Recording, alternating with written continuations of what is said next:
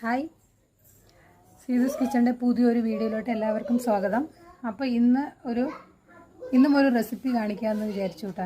ഇതെല്ലാവർക്കും അറിയും, ആർക്കും അറിയാത്തവരാരും ഉണ്ടാവില്ല. എന്നാലും ഞാൻ എങ്ങനെയാണ് ഉണ്ടാക്കുന്നത് എന്ന് നിങ്ങൾക്കൊന്ന് കാണിച്ചു തരാമെന്ന് വിചാരിച്ചു.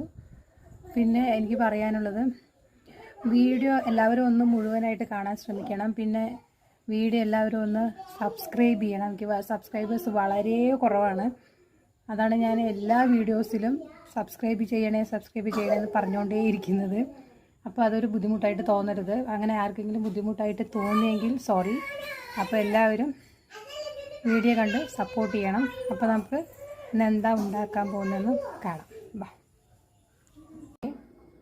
കപ്പ പുഴുക്കല്ല, കപ്പ വെച്ചിട്ടൊരു ഉപ്പുമാവ് പോലെ ഉണ്ടാക്കാം. അപ്പോൾ ഇത് ഞാൻ കഴുകി വൃത്തിയാക്കി മുറിച്ചിട്ട് കാണിച്ചു തരാം. നമ്മൾ കഴുകി വാരിയിട്ട് കുക്കറിലിട്ട് മാറ്റാം.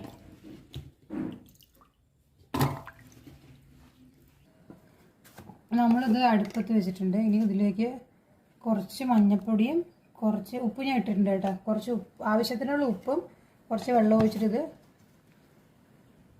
അടച്ച് വെച്ച് വേവിക്കാം. നമുക്കിനി ഇത് അടച്ച് വയ്ക്കാം. അപ്പോൾ അതൊക്കെ ഒരു വിസിൽ വന്നിട്ട് നമുക്കിനി ഗ്യാസ് ഓഫ് ചെയ്യാം.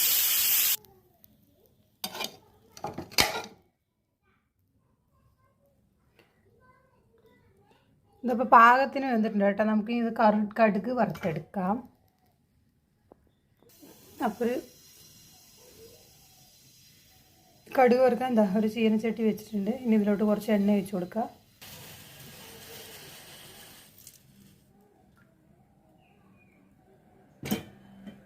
ഇനി കുറച്ച് കടുക് ഇട്ട് കൊടുക്കുക.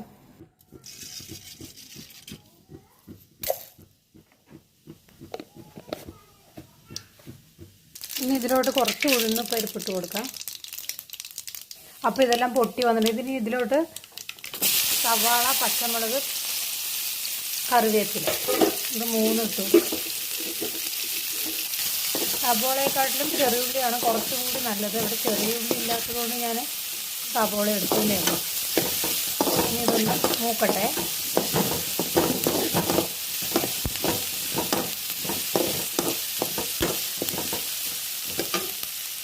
അപ്പോൾ ഉള്ളി ഇതൊക്കെ മൂത്ത് വന്നിട്ടുണ്ട് കേട്ടോ. നമുക്ക് ഇതിനോട് കപ്പ ഇട്ട് നമ്മളപ്പോൾ കപ്പ ഇട്ടിട്ട് മിക്സ് ചെയ്ത് കൊടുത്തിട്ടുണ്ട് കേട്ടോ. എന്താ അപ്പോൾ ഇത്രയേ ഉള്ളൂ. അപ്പോൾ ഇത് ഇവിടെ റെഡി ആയിട്ടുണ്ട്. നമുക്കിനി ചായ ഉണ്ടാക്കിയിട്ട് ഇത് രണ്ടും കൂടി കഴിക്കാം.